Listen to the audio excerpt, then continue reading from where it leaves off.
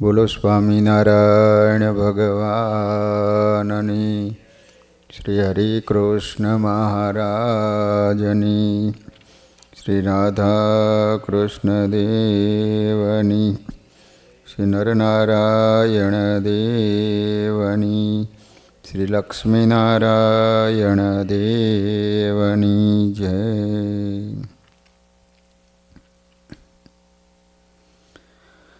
બધા જ હરિભક્તોને ઘણા ભાવથી જય સ્વામિનારાયણ. વાલા ભક્તજનો,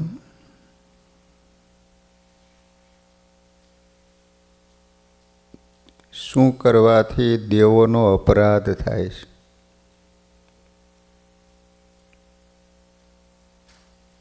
હંમેશને માટે દેવની મર્યાદા રાખવી જોઈએ. ગરડા પ્રથમ પ્રકરણના 68મા વચનાવૃતમાં સ્વયં શ્રીજી મહારાજ કહે છે કે માટે પરમેશ્વરે પોતાની આજ્ઞાએ કરીને જે મૂર્તિ સ્વયં શ્રી હરિ અથવા આચાર્ય શ્રી દ્વારા પ્રતિષ્ઠિત કે પ્રસાદીની કરી આપેલી, પૂજવા આપેલી હોય તે મૂર્તિ અષ્ટ પ્રકારની કહી છે. તેમાં પોતે સાક્ષાત પ્રવેશ કરીને બિરાજમાન રહે છે. તે મૂર્તિને જે ભગવાનનો ભક્ત પૂજતો હોય ત્યારે જેમ પ્રત્યક્ષ ભગવાન બિરાજતા હોય અને એની મર્યાદા રાખે એમ એ મૂર્તિની પણ રાખવી જોઈએ. તેમજ સંતના હૃદયમાં ભગવાનની મૂર્તિ રહી છે એ સંતની પણ મર્યાદા રાખવી જોઈએ. તે તો એ ભક્ત લેશ માત્ર રાખતો નથી. મૂર્તિને તો ચિત્રામણની અથવા પાષાણ આદિકની જાણે છે અને ભગવાને તો શ્રીમુખે એવું કહ્યું કે એને ભગવાનનો નિશ્ચય જ નથી. જે મર્યાદા નથી રાખતો તો એને ભગવાનનો નિશ્ચય નથી. બાકી ઉપરથી પાખંડ જેવી ભક્તિ કરે છે. માટે દેવ અપરાધથી હરમેશ બચતા રહેવું જોઈએ. તે માટે આપણે સૌ કોઈએ પણ શાસ્ત્ર દ્રષ્ટિથી દેવ સેવામાં થતા અપરાધોને જાણી લેવા જરૂરી છે. દેવ મંદિરમાં પગરખા, ચંપલ વગેરે પહેરીને દેવ સન્મુખ જાય આદિક 29 અપરાધો ગણાવેલા છે, જેનો ઉલ્લેખ સતાનંદ સ્વામીએ સત્સંગી જીવનમાં કરતા કહે છે કે 39 અપરાધો છે. પહેલું આવે છે વાહન ઉપર બેસીને અથવા પાદુકા પહેરીને કે બૂટ ચંપલ પહેરીને ભગવાનમાં મંદિરમાં જાય તો એ અપરાધ છે. એટલે હવે શું કરવું? પણ સંતો એમ કહે છે કે અત્યારે તો બધા દૂર રહેતા હોય એટલે વાહન ઉપર જ આવવું પડે. પરંતુ જે દેવ સન્મુખ જ્યારે તમે આવો ત્યારે ચંપલ પહેરીને કે વાહન ઉપર બેસીને ન જવું. પછી શાસ્ત્ર પ્રમાણે શ્રી હરિના જન્મોત્સવ આદિ ન ઉજવાય તે પણ અપરાધ છે. જ્યારે જ્યારે ભગવાનના પ્રાગટ્ય દિવસ આવે તે દિવસે ઉત્સવ થવો જોઈએ.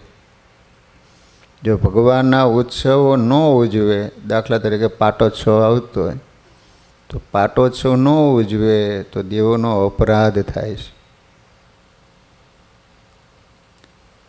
ભગવાનની આગળ પ્રણામ ન કરે તોય દેવનો અપરાધ થાય છે. ભગવાનના મંદિરમાં ઊંચા આસન ઉપર બેસે એ પણ દેવનો અપરાધ છે. ભગવાનનું જે સ્થાન હોય એનાથી ઊંચે ન બેસાય. ભગવાનના મંદિરમાં એકલી સ્ત્રી સાથે એકલા પોતાની ક્ષણવાર પણ સ્થિતિ થાય એ પણ અપરાધ છે. પછી પોતે એઠું મોઢું હોય, મોઢું એઠું હોય ત્યારે, અથવા તો પોતે સ્નાન આદિ કર્યા વિના શુદ્ધ ન હોય ત્યારે જો ભગવાનની મૂર્તિનો સ્પર્શ કરે તો દેવનો અપરાધ થાય છે.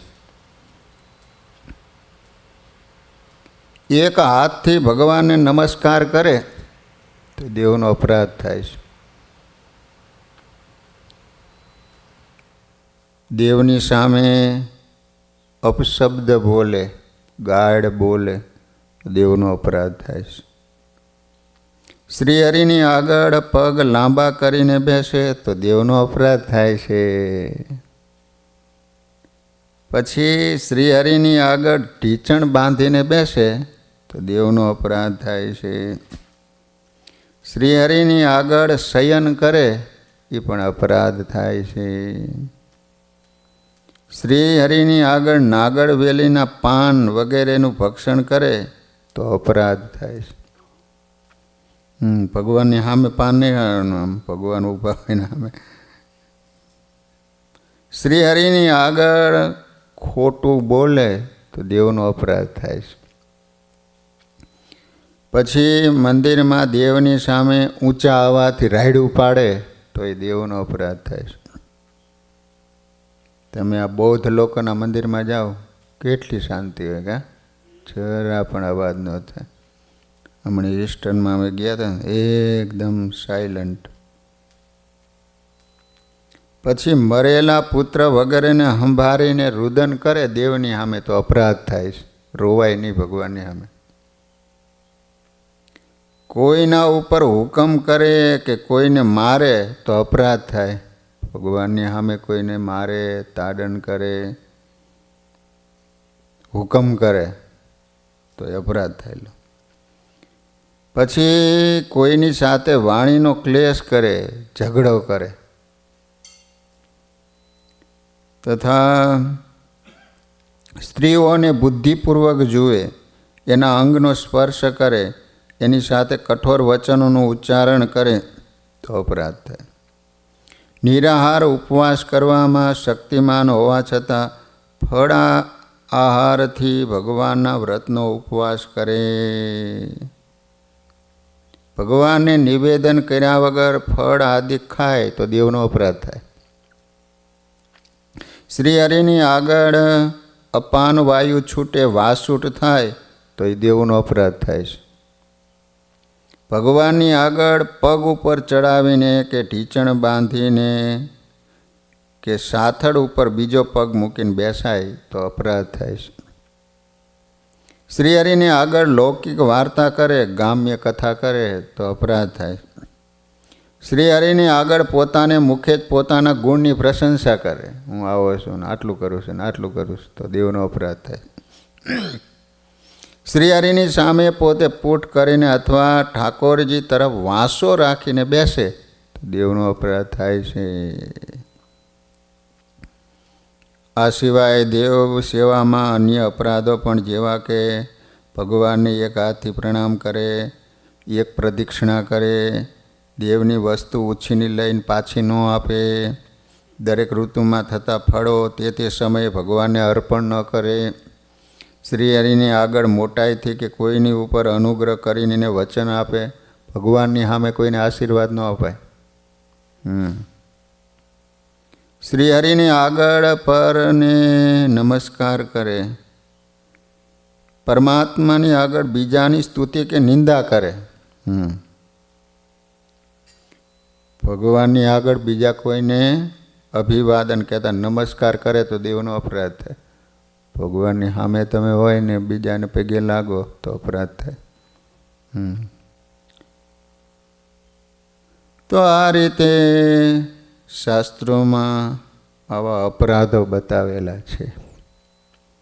શ્રી હરિએ શિક્ષાપત્રીમાં પણ આજ્ઞા કરતાં કહ્યું છે કે ભગવાનની મૂર્તિ સામે પગ ઉપર પગ ચડાવીને કે ઢીચણ બાંધીને બેસવું નહીં. શ્લોક 70માં ભગવાનના દર્શન કરતી વખતે પાન ન ખાવું, જોરથી હસવું નહીં, ક્રોધ કે કુચેષ્ટા ન કરવી, સ્ત્રીઓનો સ્પર્શ ન કરવો, ભગવાન પોઈઢા હોય કે થાળ જમતા હોય ત્યારે પ્રદક્ષિણા કે દંડવત કરવા નહીં. ઉત્સવના દિવસે કે નિત્ય પ્રત્યે મંદિરમાં સ્ત્રીઓએ પુરુષનો, પુરુષોએ સ્ત્રીનો સ્પર્શ ન કરો. ગુરુદેવ અને રાજાના દર્શને ઠાલે હાથે ન જાવું. ભગવાનના દર્શને જાવ, ખાલી હાથે ન આવાય. દેવ દર્શને જવું ત્યારે ફળ, ફૂલ, મીઠાઈ, ધન, ધાન્ય આદિ અર્પણ કરવું. ધન દાન પેટીમાં મૂકવું, પણ છૂટો ઘા ન ફેંકો. અમુક તો ભગવાનની સામે ઘા કરે. દેવ મંદિરમાં માથા પરની ટોપી, પાઘડી, હેટ કે સાફો હાથમાં લઈ દર્શન કરવા. ખુલ્લા મસ્તકને નમાવી હું તમારે શરણે આવ્યો છે એવા ભાવથી દર્શન કરવા. માથા ઉપર હોય તો ઉતારી લેવાનું.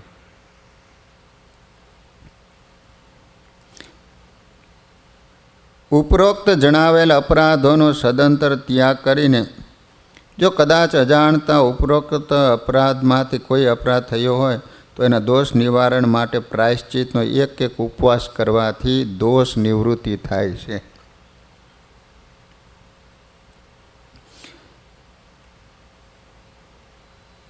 આપણા સંપ્રદાયની વિશેષતા દંડવતે કરીને છે. પુરુષો માટે 8 અંગ: હાથ, પગ, ઢીંચણ, છાતી, મસ્તક, મન, વાણી, દ્રષ્ટિ તેને સહિત સાષ્ટાંગ દંડવત પ્રણામ કરવા. સ્ત્રીઓ માટે 5 અંગો: હાથ, પગ, મન, વાણી, દ્રષ્ટિએ સહિત પંચાંગ નમસ્કાર કરવા. દેવના દર્શન કરતી વખતે ભગવાનને પહેરેલા શણગારના ઘરેણાં અને વસ્ત્રે સહિત અંગો અંગ નિરખવા. ભગવાન આ રીતે દર્શન કરવાના.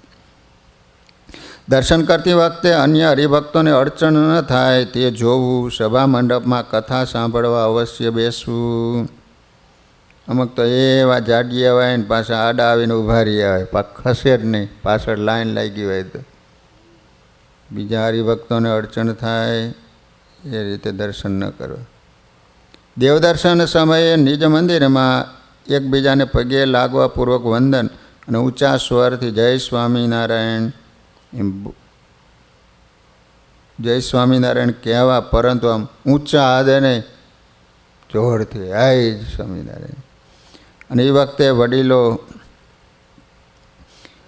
તો હાથમાં ગૌમુખી માળા હોય તે હાથ વડે ચરણ સ્પર્શ ન કરવો.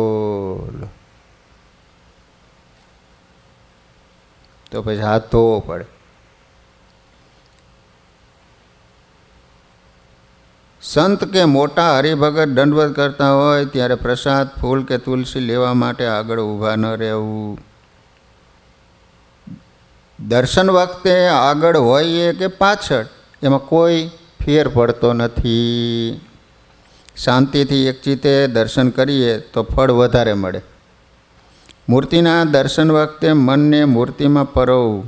મૂર્તિની સામે ઊભા રહી મન બીજે રહે એને દર્શનનું કાંઈ ફળ મળતું નથી. ઘર વિશાળ હોય તો પૂજાનો રૂમ અલગ રાખવો. શક્ય હોય તો ભગવાનના સિંહાસન પાસે રેડિયો કે ટીવી, ઘરની અન્ય વસ્તુઓ ન રાખવી. તો ભગવાનનું સિંહાસન હોય અહીંયા ટીવી રાખે. સવાર સાંજ ભગવાનની આરતી, થાળ જગાડવા, પોઢાડવા વગેરે સેવા પ્રત્યક્ષ માનીને કરવી. આરતી નિત્ય નિયમના સમયે ઘરના દરેક સભ્યોએ એમાં જોડાઈ જવું. બહાર ગામ જવાનું થાય ત્યારે પાણી ધરાવી પડદો રાખી પ્રાર્થના કરવી. એ મહારાજ અમારે બહાર ગામ જવાનું છે તો આપ મંદિરમાં મૂર્તિ ભેગા થાળ વગેરે જમવા પધારજો. સવારમાં નિત્ય પૂજા વિધિ થઈ ગયા પછી પૂજા પેટી સારી જગ્યાએ સિંહાસન, કબાટ કે થેલીમાં મર્યાદા જળવાય ત્યાં રાખવી. બહાર ગામ જવાનું હોય ત્યારે પૂજા અવશ્ય સાથે લઈ જવી. દરરોજ ધોતિયું પહેરીને જ પૂજા કરવી. ભગવાનના દર્શન કરતી વખતે ઓછામાં ઓછા 5 દંડવત પ્રણામ કરવા. ભગવાનને 1 દંડવત, 1 પ્રદક્ષિણા તથા 1 હાથે પગે લાગવું નહીં. એક દંડવત ન કરાય, એક પ્રદક્ષિણા ન કરાય ને એક હાથે પગે ન લગાય. મંદિરે દર્શન કર્યા પછી ઓટલા ઉપર બેસી શિખર, કળશ અને ધજાના દર્શન કરી મૂર્તિનું ચિંતન કરવું. મંદિરે દર્શન કરવા જઈએ ત્યારે જતા આવતા સ્વામિનારાયણ મહામંત્રનો જપ કરો, અથવા સ્તોત્રનો પાઠ કરો, અથવા કીર્તન ગાવા. કેમ કે દર્શનનો પીરિયડ ઘેરથી નીકળીએ ને ત્યારથી શરૂ થઈ જાય છે. માર્ગને વિશે ચાલતા શિવાલય આદિ જેવું મંદિર આવે તેને નમસ્કાર કરવા, આદરથી દેવનું દર્શન કરવું.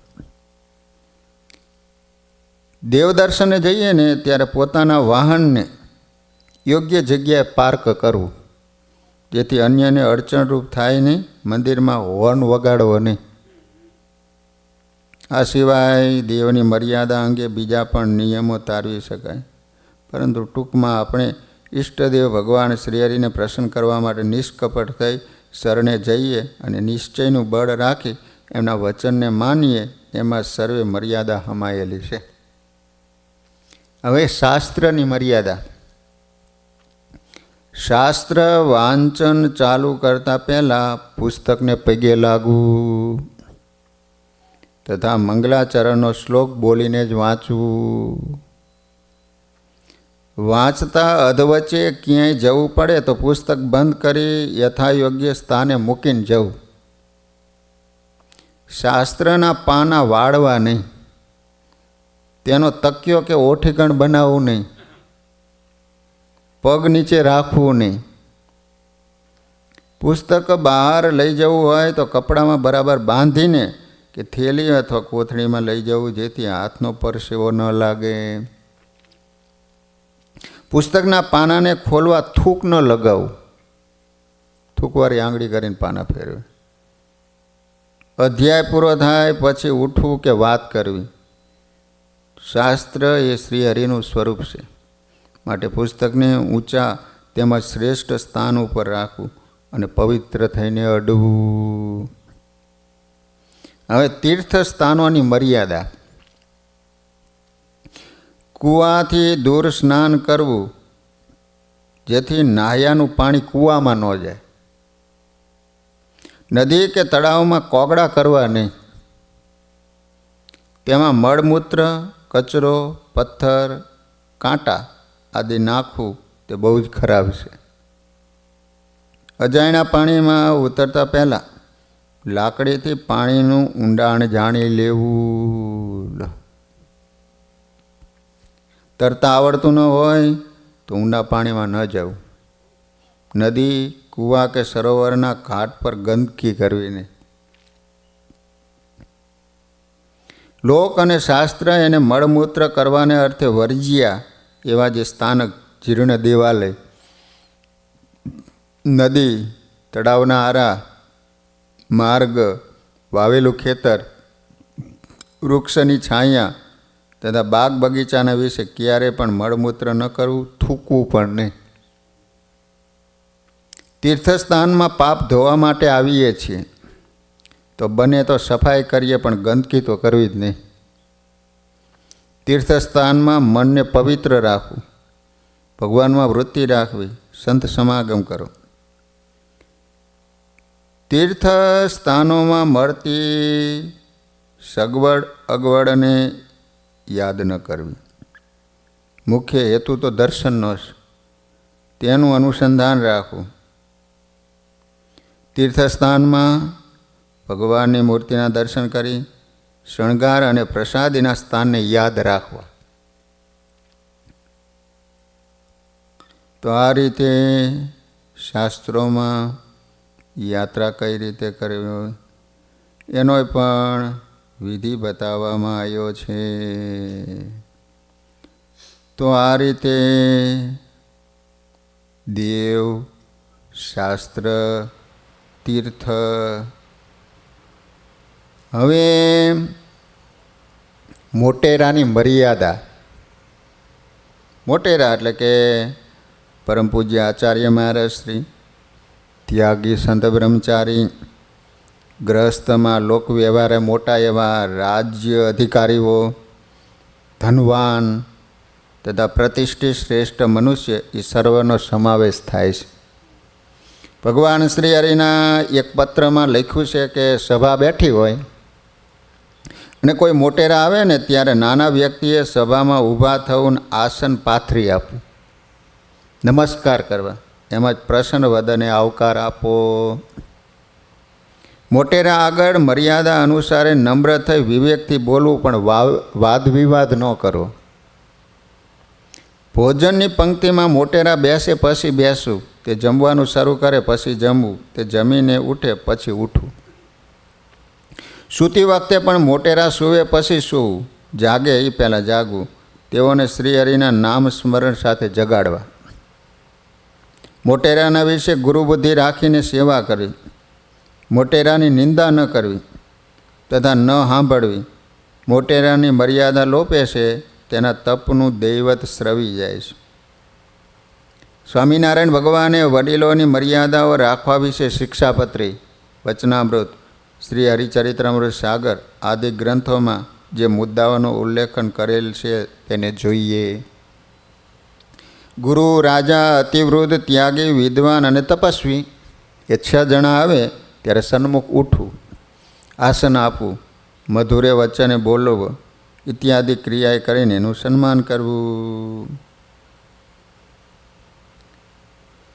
મહારાજ કહે છે કે ભગવાનના ભક્તની મન, વચન અને દેહ કરીને સેવા બની આવે, તેને કરીને જેવું આ જીવનું રૂડું થાય છે ને, એ જીવને સુખ થાય છે ને, એવું બીજે કોઈ સાધને કરીને થતું નથી.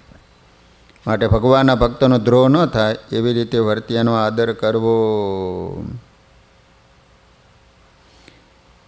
પછી મહારાજ કહે છે કે સભા બેઠી હોય ત્યારે સૌથી છેલ્લો આવીને બેસે, પણ પોતાને જ્યાં ઘટતું હોય ત્યાં ન બેસે, એ પણ ન ગમે.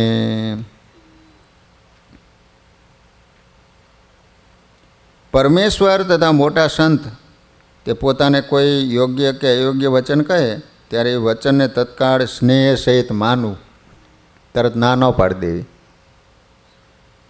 પરમેશ્વર અને મોટા સંત સાથે પ્રશ્ન ઉત્તર કરતા હોય, તેમાં પરસ્પર વાદ વિવાદ થતો હોય, એમાં પોતે જીતી એમ જણાય તો પણ જે મોટાથી નાના હોય એને મોટાના સમીપે નમી દેવું.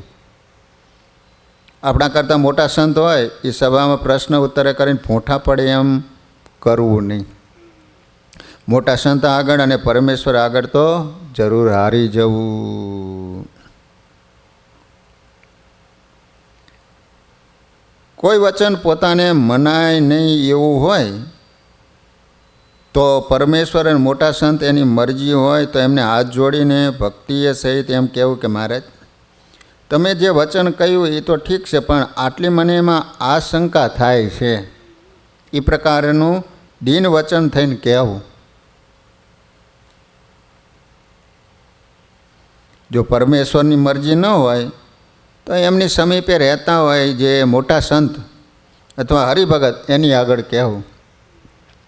પછી એનું મોટા સંત સમાધાન કરે તથા પરમેશ્વર આગળ કહીને એ વચનનું સમાધાન કરાવે. પણ પરમેશ્વરે અયોગ્ય કે યોગ્ય વચન કહ્યું હોય તે સમયે ના પાડવી નહીં. એવી રીતની યુક્તિએ કરીને મોટાના વચનને પાછું ઠેલવું, પણ તત્કાળ ના પાડવી નહીં.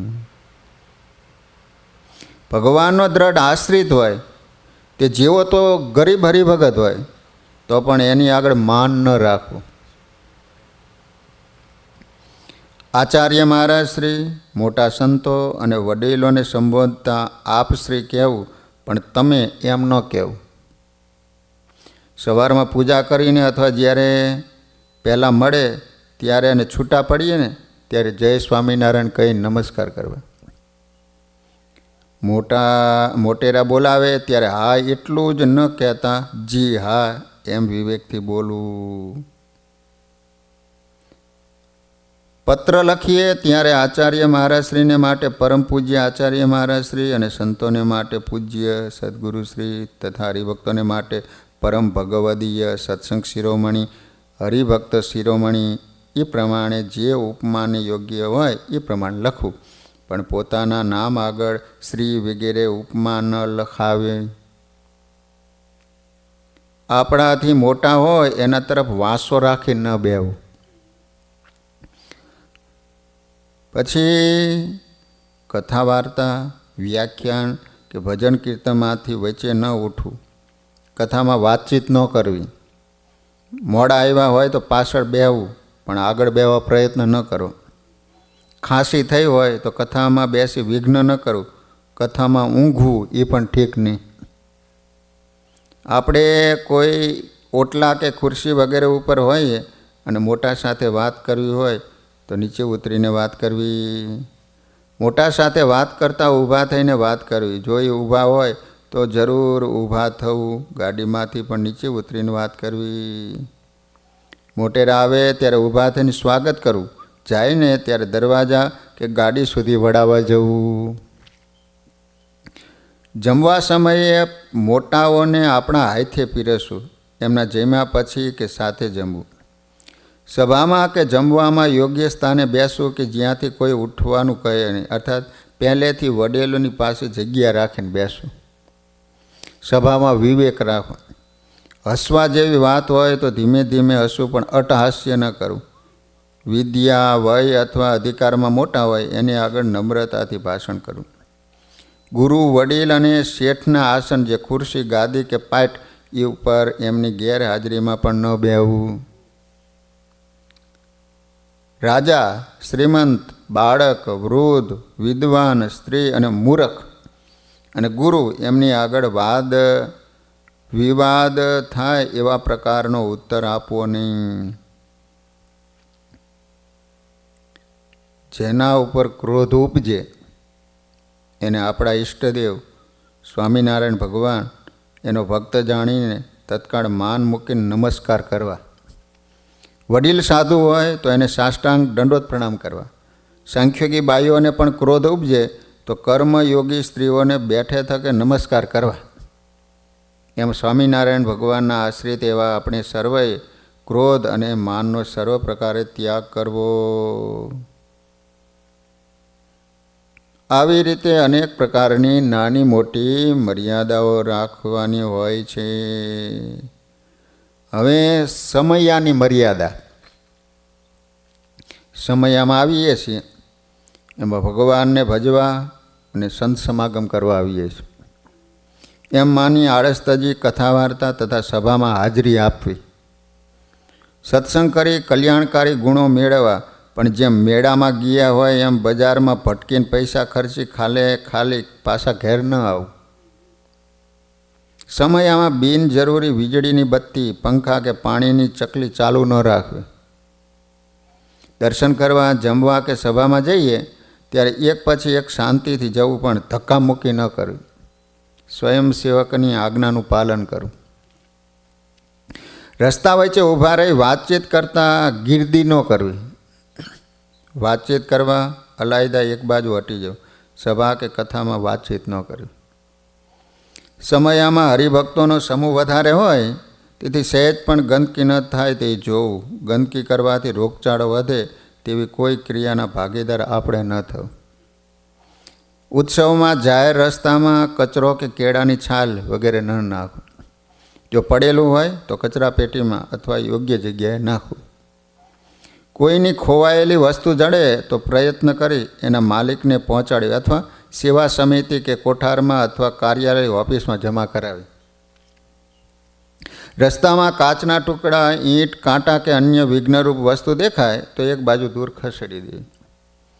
ઉત્સવ માટે મંદિરમાંથી અથવા કોઈ હરિભગત પાસેથી લાવેલી વસ્તુ જેવી સ્થિતિમાં મળી હોય એવી સ્થિતિમાં પરત પહોંચાડવી.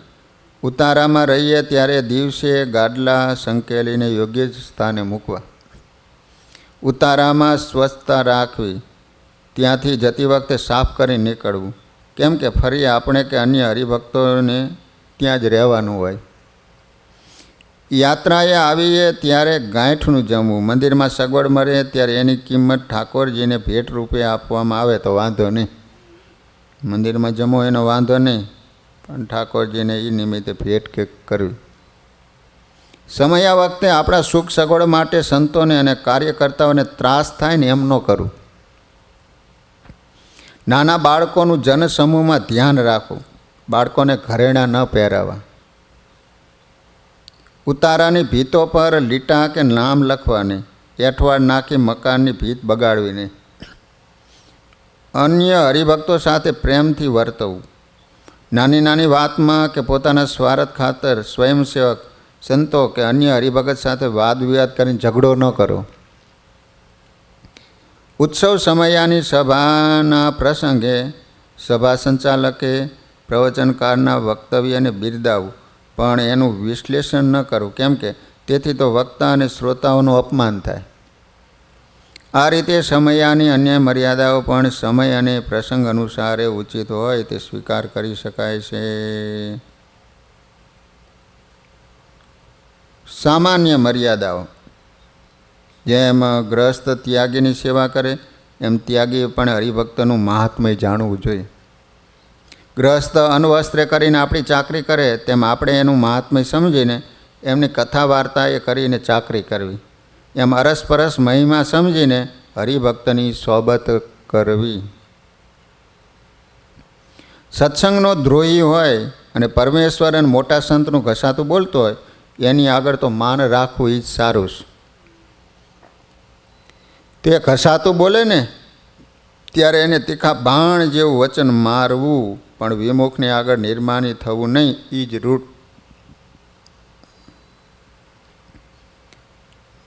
કોઈની મહારાજ કહે છે કે હરિભક્તને માહોમાઈ બરોબરિયાપણું રહે પણ એક એકનો ભાર ન આવે, એ પણ અતિશય ભૂંડું જ.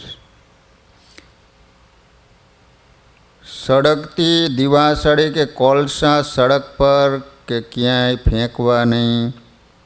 જ્યાં જવાની મનાઈ હોય કે તાર બાંધેલા હોય એવા રસ્તે ન જવું.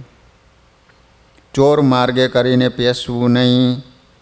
સ્થાનક ધણિયાતું હોય સ્થાનકને વિશે એના ધણીને પૂછ્યા વિના ઉતારો ન કરવો. ઓફિસ કચેરી આદિકમાં કોઈને મળવા જવું ત્યારે ત્યાં ઘણા વ્યક્તિને સાથે ન લઈ જવા. કોઈના ઘરે ભોજન કે ઊંઘવાના સમય ન જવું. કોઈએ ચોરનું કર્મ ન કરવું. સભામાં માણસ બેઠા હોય ત્યાંથી વચ્ચેથી ન જતા પાછળથી જવું. વચ્ચેથી જવાનું થાય તો નીચા નમી ક્ષમા માગીને જવું. પંક્તિમાં બધાએ ભોજન સાથે શરૂ કરવું, સાથે ઉઠવું. જલ્દી ઉઠીએ ને તો રજા લઈને ઉઠવું. એઠી થાળી અથવા પાત્ર હટાવી લેવું જેથી જમનારને હૂગ ન ચડે. જમતી વેળાએ એઠું મૂકી રાખવું નહીં. પડ્યું રહે એટલા પ્રમાણમાં લેવું નહીં. અન્નનો બગાડ કરવો નહીં. ખબર જ હોય કે આટલું જમી શકાય છે. અમુક તો પહેલાં થાળી ભર લે, કોઈ ખવાય નહીં એટલે એમણે મૂકીને જતો રહે. પીરસનારાએ જમનારાની શક્તિ જોઈને પીરસવું. પીરસવાળાને પણ ખબર પડી જવી જોઈએ. એઠું મૂકવાથી અન્નદેવનો અપરાધ થાય છે. જમતા પહેલાં ભગવાનની માનસી પૂજા કરવી. સભામાં છીક કે ઉધરસ આવે તો મોઢા પર હાથ કે રૂમાલ રાખો અને સ્વામિનારાયણ સ્વામિનારાયણ બોલવું. અમુક તો બકરા ખાય એમ ખાઈ શકું. એક છીક ખાવાથી 3 લાખથી વધારે બેક્ટેરિયા બહાર નીકળે છે.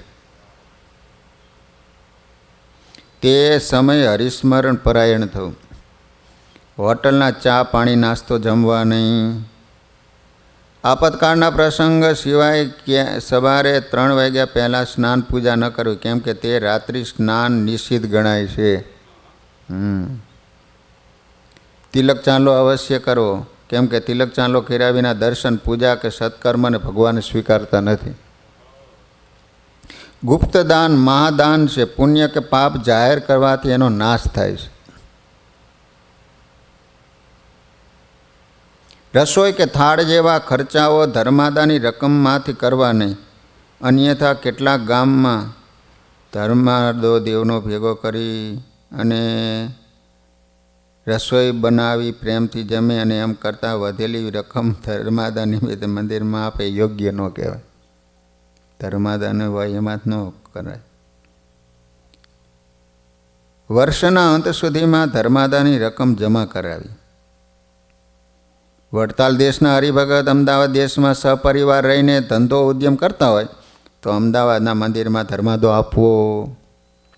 અમદાવાદ દેશના હરિભગત સહપરિવાર વડતાલ દેશમાં રહેતા હોય તો વડતાલ દેશમાં ધર્માદો આપો. જ્યાં રહીને તમે કમાતા હોય ત્યાં આપવાનું. વળતર લીધા સિવાય બિનશરતી દેવના કોઠારે ધર્માદાની રકમ જમા કરાવી. દેવનો ધર્માદો ચોખ્ખો નહીં આપનાર માણસ વ્યવહારે કરીને હંમેશા દુઃખી રહે છે. ધર્માદાની 10માં 20માં ભાગની ગણતરી માટે જણાવવાનું કે પોતાનો ધંધો, ખેતી, વેપારની ઉપજની બચત રકમમાંથી 10મો 20મો ભાગ ગણવો. ધંધાની ઉપજમાં કાયદેસરનું ધંધાકીય ખર્ચ બાદ કરીને બાકી રહેલ રકમને બચત અથવા આવક કહેવાય છે. તેમાં વ્યવહારિક અને ઘરના ખર્ચાનો સમાવેશ થતો નથી.